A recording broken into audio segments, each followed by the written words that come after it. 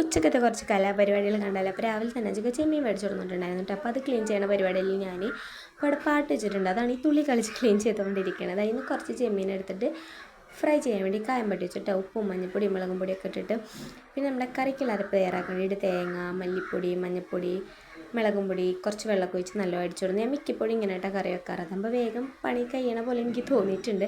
പിന്നെ കലത്തിലാണ് കറി വെക്കാറ്. അതാകുമ്പോൾ ഒന്നും കൂടി ഒരു ടേസ്റ്റാണ് കറിക്ക്.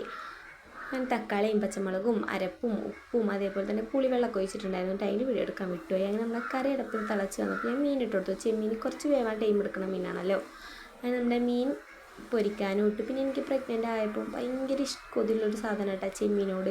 അത് നമ്മുടെ കറി തിളച്ച് വന്ന് സെറ്റായപ്പോൾ ഞാൻ കറി തൂമിച്ച് വെച്ചിട്ട് ചെറുള്ളിയും വേപ്പിൻ്റെ ഇലയും മുളകും പൊടിയൊക്കെ ഇട്ടിട്ട് പിന്നെ അതിൻ്റെ ഇടയിൽ 2 പപ്പടവും വറുത്തെടുത്തു. അങ്ങനെ പപ്പടവും മീൻകറിയും മീൻ പൊരിച്ചതും അച്ചാറൊക്കെ കൂടെ നല്ല അടി അടിച്ചു. അപ്പോൾ അത്രയുള്ള വീഡിയോ.